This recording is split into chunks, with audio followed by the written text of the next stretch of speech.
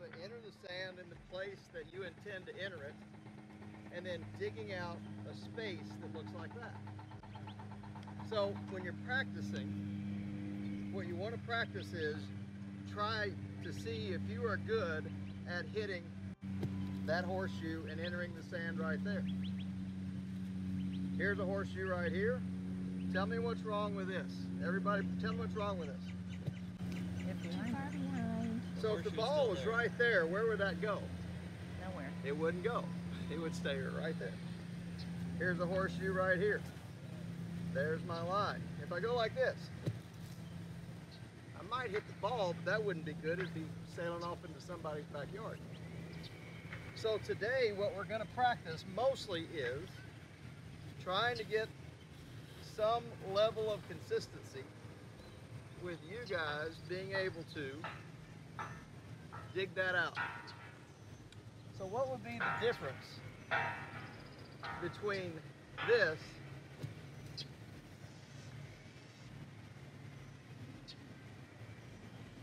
and this? Nothing. You just learn to hit the horseshoe out and put the ball in the middle of it. Does that make sense? The thing that I see with most amateurs, and Wes can attest to this, in pro-ams especially, is that there's this idea that if I hold onto the club lightly and I make this dainty little swing, that the ball will get out. Most amateurs really don't have a good feel for how hard you have to swing to make this ball move. So in that context, what I want you to think about in a bunker is, what am I going to make the sand do? Not what am I going to make the ball do, because the sand is moving the ball. You're not actually contacting the ball in this shot. In fact, I'm not sure it's actually true, but there's a whole bunch of folks that believe that bunker shots are the easiest shots in golf because you don't have to hit the ball. That the ball is smaller than the ground. And then all you have to do is make contact with the ground with the ball somewhere in that area and it'll come out. Well, I'm not sure that's 100% true, because if you hit too far behind it or too close to the ball, it doesn't work. Make sense? Make sense? So, the two things I want you to try to do today are, and I've got stations set up in these two bunkers, see if you're good at hitting behind the ball in the right place and digging out that horseshoe. And what I want you to do that with is a fairly long, fast swing. Now you see how hard I hit that? It didn't go very far, did it? If I were to hit a shot off the grass with that same speed,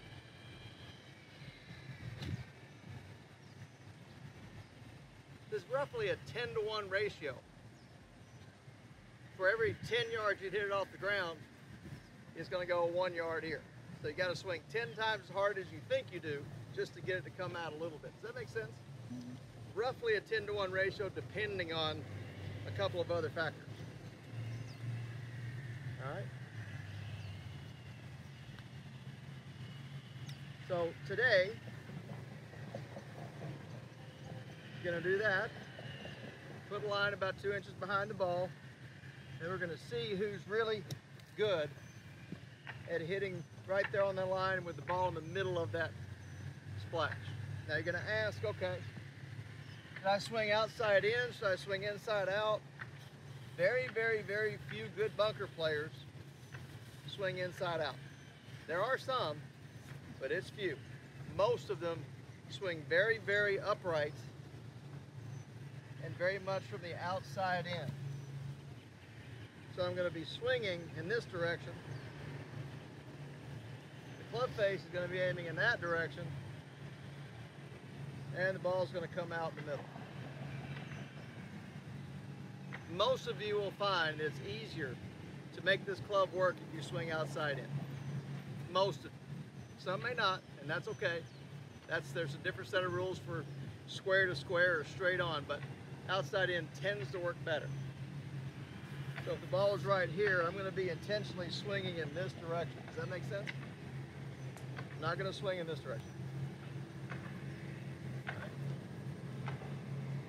The last thing that I want you to be aware of, and this is how you can check yourself, is in your follow through, if the leading edge of the club right here is facing upward, you probably have done a pretty good job. What I see a lot of amateurs do is slam the club face closed like this. That tends to make the sand go over the ball and it ends up right here. So you want to try to keep the club face open, the heel in front of the toe, all the way through the sand. And if it does that, it's going to look like that in the follow through. Everybody see how that works?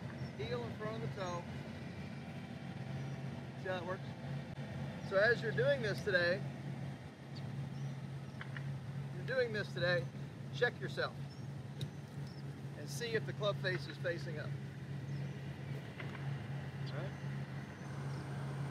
All right, so what do we got so far?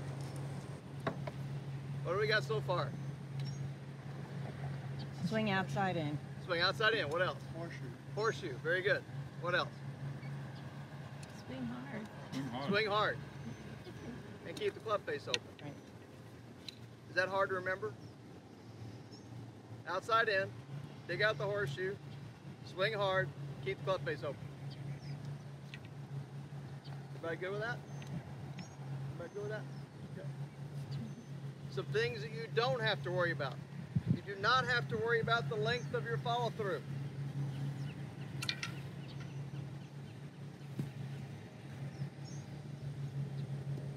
Somebody tell me how long this follow through is. Not very long. Somebody tell me how long this follow through is. Too long. All right. The ball doesn't know that you have followed through. It does not care if you've had a follow through. What it cares about is, what did I make the sand do? So this idea that if I have a long follow through, it's going to make the shot better.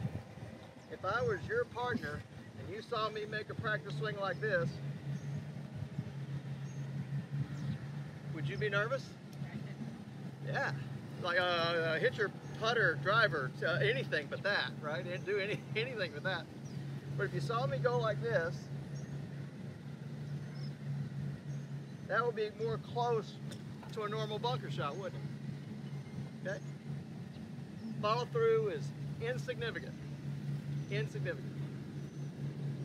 The sand's going to slow the club down anyway. Hopefully you're going to hit it hard enough.